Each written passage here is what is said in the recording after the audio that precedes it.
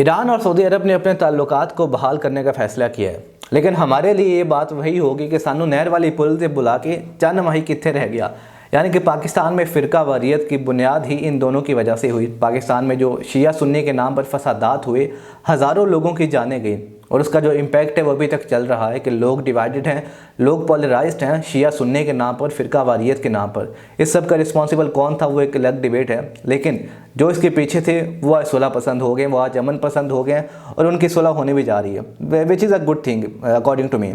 लेकिन किसी political analyst ने कहा था कि किसी भी मुल्क की जो फॉरेन पॉलिसी होती है उसका जो प्रायोरिटी होनी चाहिए वो ये होनी चाहिए कि उस मुल्क के मफाद आमा के लिए जिस तरह की पॉलिसी बेहतर हो उसी को मद्देनज़र रख के जो दूसरे ममालिक उनके साथ अपने जो ताल्लुकात हैं उसको चेंज करते रहना चाहिए। अगर किसी एक मुल्क के साथ आपके लॉन्ग लास्टिंग ताल्लुकात हैं लेकिन उससे आपके मुल्क को फ़ायदा नहीं हो रहा तो ज़रूरी नहीं है कि आपने उसके साथ चिपक के रहना है, आप उसको चेंज कर सकते हैं, क्योंकि आपके लोगों की प्रायोरिटी जो है, जो उनके मफाद है वो आपके पहले नंबर पे आना चाहिए। और यही मिसाल हमें यहाँ पे नज़र आ रही है कि जो सऊदी अरब, जो कि अमेरिकन ब्लॉक का एक हिस्सा समझा जाता है, उन्होंने अपनी चेंज की है। उनको अंदाज़ा हो गया है सऊदी अरब ईरान दोनों को कि जो वायलेंस है उसकी बेस पर जो ताल्लुकात बनते हैं उसका इतना ज़्यादा फ़ायदा उनके अपने लोगों को नहीं हो रहा। तो एक अच्छी चीज़ है कि एक प्रोग्रेसिव माइंडसेट के साथ जो गल्फ़ कंट्रीज़ हैं और जो इस्लाम के ठेकेदार हैं वो अपनी पॉलिसीज़ को चेंज करते हुए हमें नज़र आ रहे हैं और वो अमन की तरफ जा रहे हैं। इस सब के बावजूद इस डील में होना क्या है कि जो दोनों ममालिक हैं उनकी एम्बेसीज खुलेंगी एक दूसरे के ममालिक में, जो एग्रीमेंट्स पहले हुए थे वो दोबारा से रिज्यूम होंगे। लेकिन इसके बावजूद कुछ चीज़ें अभी तक वेग हैं। वो क्या है कि जो गल्फ़ कंट्रीज़ हैं, इनकी नेबरिंग कंट्रीज़ हैं दोनों ममालिक के साथ, वहाँ पर हालात काफ़ी कशीदा हैं, अभी तक दंगे फसाद होते हैं और वो भी इन दोनों की वजह से ही होते हैं। अगर सीरिया, लुबनान या बाकी जो कंट्रीज़ हैं वहाँ पे देखा जाए तो वहाँ पे मेजर दो ब्लॉक्स होते हैं। एक ब्लॉक को एक ब्लॉक को जो ईरान वो सपोर्ट कर रहा होता है, जो दूसरा ब्लॉक है उसको ये सऊदी अरेबिया सपोर्ट कर रहा होता है। तो इस ऐसे में जब हर मुल्क जो डिवाइडेड है, दो ब्लॉक्स में डिवाइडेड है, तो वहाँ पर हालात को कैसे रीऑर्गेनाइज़ किया जाएगा, उनको किस तरह से कन्वे किया जाएगा कि हमने सुलह कर लिए तो आप लोग अपने जो ताल्लुकात है, अपने जो सिस्टम है अपना, वो सुलह पसंदी के साथ दोबारा से ऑर्गेनाइज़ करके उसको चलाएं। तो that seems kind of very difficult कि वो लोग जो अभी तक लड़ झगड़ कर दंगे फसाद अभी तक हो रहे हैं तो किस तरह से इस चीज़ को देखेंगे और किस तरह से अपने आप को रीऑर्गेनाइज़ करेंगे। अब इसके कुछ पर्सपेक्टिव्स हैं इस जो ये डील हुई है।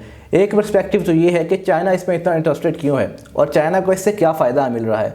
और दूसरा जो मेन पर्सपेक्टिव वो ये है कि जो एशियन रीजन है, पाकिस्तान, इंडिया या बाकी जो ममालिक हैं, उन पर इस डील का क्या इम्पैक्ट होगा। तो सबसे पहले हम देखते हैं कि चाइना की अगर हम बात करें तो इसको हम एक सिंगुलर इवेंट के तौर पे नहीं देख सकते कि ये सिंगल हैपनिंग हुई है तो हम इसको इस तरह से जज कर नहीं सकते। ये बेसिकली क्या है, ये एक फाइट बिटवीन टू आइडियोलॉजीज़ है, fight between USA and China है। ये जो वर्ल्ड ऑर्डर है उसको मेंटेन करने में, जो डोमिनेंस है वर्ल्ड में, उसको एक अपनी हेजेमनी कायम करने के लिए ये एक वॉर हो रही है। दो तरह के आइडियोलॉजीज़ के दरमियान एक लड़ाई है। लेकिन अगर हम इसको बाद में समझेंगे, लेकिन अगर हम इसको इस पर्टिकुलर जो हैपनिंग हुई है उसको समझें तो वो ज़्यादा मुश्किल नहीं है, क्योंकि जो चाइना, सऊदी अरेबिया और ईरान है, ये दोनों ही ऑयल एक्सपोर्ट करते हैं चाइना को। 2022 की अगर हम बात करें तो चाइना ने 87 million tons of oil import किया था सऊदी अरेबिया से, और जो ईरान है वो भी एक मेजर एक्सपोर्टर है ऑयल का। तो ऐसे में चाइना का जो प्रायोरिटी वो यही है कि जो इनको ऑयल इंपोर्ट कर, जिन मुल्क ममालिक से वो ऑयल इंपोर्ट कर रहा है वहाँ पे किसी किस्म की कशीदगी होनी नहीं चाहिए। इसी वजह से हमने देखा है कि रिसेंटली डील्स भी की थी सऊदी अरेबिया के साथ। चाइना ने 35 के करीब डील्स हुई हैं जिसमें $30 बिलियन की इन्वेस्टमेंट करेगा। इसके अलावा उन्होंने वादा किया है चाइना ने ईरान के साथ भी कि हम $400 बिलियन की इन्वेस्टमेंट करेंगे ईरान में, जिसके बदले में they only want steady oil supply to China. मतलब ये उनकी डिमांड थी और इसी को मद्देनज़र रखते हुए वो रीजन में एक अमन कायम करना चाहते हैं। इसके बाद अगर हम इसकी हिस्ट्री को देखें चाइना की, तो वो भी हमारे लिए बहुत ही सिंपल है। अगर ज़्यादा हम 100 ऑफ ईयर्स बैक जाते हैं तो वहाँ पर हमें देखने को मिलता है कि जो चाइना के मोनार्क्स से जो वहाँ पे रूल करते थे, वो अपनी नालायकियों को छुपाने के लिए लोगों को बताते थे कि जो चाइना है वो वर्ल्ड पे रूल करने के लिए आया है। यानी कि उनको इस तरह की आइडियोलॉजी सुपीरियॉरिटी की आइडियोलॉजी दी जाती थी, जो कि एक माइंडसेट इस तरह का है जो अभी तक प्रिवेल कर रहा है उनके लीडर्स में कि चाइना सबसे ज़्यादा सुपीरियर है। और ये माइंडसेट बहुत ज़्यादा हद तक काम भी करता है। जहाँ पाकिस्तान में अगर देखते हैं कि बेगर्स कांट बी चूज़र्स, तो ये वाला जो माइंड सेट लेके अगर हमारे लीडर्स चलेंगे तो उसका कोई नतीजा निकलने वाला है भी नहीं और हम बेगर्स ही रहेंगे। लेकिन जो चाइना के लीडर्स हैं उनका ये अप्रोच है, उनका ये माइंड सेट है कि वो दुनिया पर रूल करने के लिए आए हैं। इसके अगर हम तब की मिसालें दे ज़्यादा रेलेवेंट नहीं होंगी, अगर इसकी हम रेलेवेंट देखें तो 1949 में जब कम्युनिस्ट पार्टी ने टेक ओवर किया था चाइना को, तो उन्होंने उसी वक्त, जब आप देखेंगे 1949 में जो यूएस है वो वर्ल्ड पावर था, वो यूनिपोलर वर्ल्ड को वो ऑर्डर कर रहा था, वो इस हद तक पावरफुल था क्योंकि उसको चैलेंज नहीं कर सकता था। लेकिन माओ ने तब ही उसी टाइम 1949 में चैलेंज कर दिया वहाँ के जो ग्लोबल इंस्टीट्यूशंस थे, उनकी लेजिटिमेसी को, उनके जो क्रेडिबिलिटी है उसको। 1953 में उनका जो लीडर था एनलाई, उसने 5 प्रिंसिपल्स दिए थे ग्लोबल कोएग्जिस्टेंस के लिए। 1953 में कोई सोच भी नहीं सकता था कि कोई चैलेंज कर सकता है, कोई जवाब दे सकता है, कोई इस तरह का प्रपोजल दे सकता है यूएसए को। और उसने कहा था कि जो सॉवरेन कंट्रीज़ हैं उनके जो इंटरनल मामलात हैं उसमें किसी को दखल नहीं देना चाहिए। अगर दुनिया में आप अमन कायम करना चाहते हैं तो उसके लिए ज़रूरी है कि वहाँ के जो इंटरनल मामलात है उसमें दखल अंदाजी मत करें, म्यूचुअल रिस्पेक्ट होनी चाहिए, टेरिटोरियल की इंटेग्रिटी के लिए रिस्पेक्ट होनी चाहिए, नॉन इंटरफेरेंस होना चाहिए इंटरनल अफेयर्स में, म्यूचुअल बेनिफिट और कोएग्जिस्टेंस होनी चाहिए लोगों के दरमियान में। और 1971 में हम देखते हैं कि जो यूएन जनरल असम्बली है उसने 1 of the 5 permanent member of security council के लिए चाइना को नॉमिनेट कर दिया। इस सारी बात में एक इंटरेस्टिंग चीज़ ये है कि चाइना जहाँ वर्ल्ड ऑर्डर को मेंटेन करने के लिए अपने प्रेजेंस को वहाँ पे शो कर रहा था, वो साथ ही साथ अपनी इकॉनमी को भी स्ट्रॉन्ग कर रहा था, क्योंकि उसको कहीं ना कहीं अंदाज़ा था कि इकॉनमी की वॉर ही एक दिन लड़ी जाएगी। जब यूएसए हर तरफ पंगे ले रहा था, कभी ईरान में, कभी अफ़गानिस्तान में, और कभी जो ये बाकी गल्फ़ कंट्रीज़ हैं, मुस्लिम कंट्रीज़ हैं, वहाँ पर उसको जहाँ पर ऑयल नज़र आता था वहाँ पहुँच जाता था, वहाँ पे डेमोक्रेसी को मेंटेन करने के लिए, उसकी डोमिनेंस के लिए एक तरह के खोखले नारे लगाता था।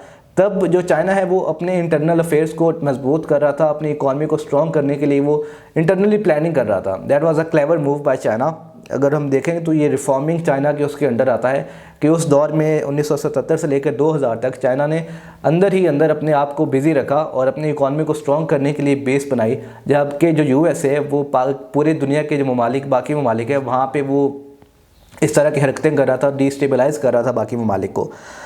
अगर हम 2001 के बाद की बात करें तो उन्होंने जो इंटरनेशनल ऑर्गेनाइजेशंस हैं उनमें डोमिनेट किया। अभी भी अगर आप देखें तकरीबन कोई यूएन की स्पेशलाइज्ड एजेंसीज 15 हैं, उसमें से 4-5 के करीब की जो ऑर्गेनाइजेशंस हैं वहाँ का जो लीडर है वो अभी तक चाइनीज़ है। इसके बाद इस तरह हम देखते हैं कि 2008 के जो फाइनेंशियल क्राइसिस आए थे उसके बाद $580 बिलियन का जो प्लान दिया था चाइना ने पूरी जो वर्ल्ड की इकॉनमी को रेस्क्यू करने के लिए, और ये दिया गया। और इसके बाद जो मेन पार्ट वो ये है कि चाइना का जो नेशनल टेलीविज़न है जो या नेशनल प्रेस है उसके थ्रू इसको प्रोपेगेट किया गया कि चाइना ने किस तरह से दुनिया को बचाया है। यानी कि ये मैसेज कन्वे करना चाहता था चाइना पूरी दुनिया को कि हम सेवियर हैं दुनिया के, हमने दुनिया को इकोनॉमिक क्राइसिस से निकाला है। And that is a very good thing कि उन्होंने लोगों को एक तो मदद की है, लेकिन लोगों को बताया कि हम किस हद तक ज़रूरी हैं इस दुनिया के लिए। उन्होंने ये नहीं बताया कि हम बेगर्स हैं, हम चूज़ नहीं कर सकते, बल्कि उन्होंने अपनी इकॉनमी को स्ट्रॉन्ग किया और उन्होंने लोगों को बताया जनाब हम इस हद तक आपके लिए ज़रूरी हैं।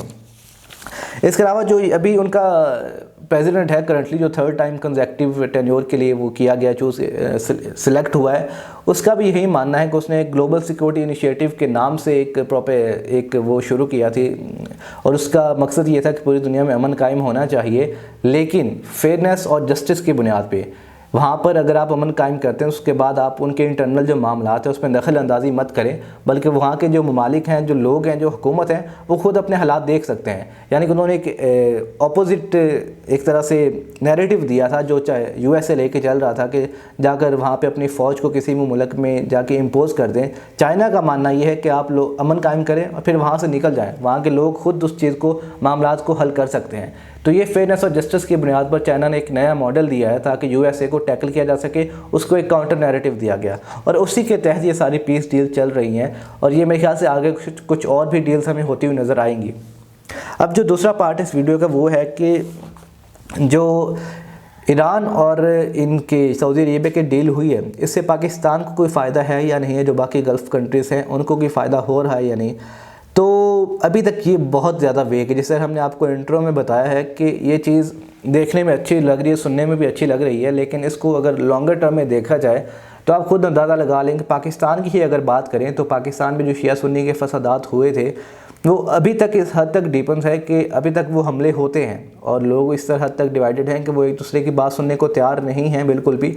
और जो वो एक एक्सट्रीमिज़म है रिलीजियस, या रिलीजियस तो नहीं कह सकते, फ़िरका वारियत कह सकते हैं आप, सेक्टेरियन जो एक्सट्रीमिज़म है वो अभी तक एग्जिस्ट करती है पाकिस्तान में। चलो यहाँ पे अब तक उस तरह के दंगे फसाद नहीं होते, लेकिन उसके बावजूद लोग एक दूसरे से उस तरह से बातचीत करने के लिए तैयार भी नहीं हैं।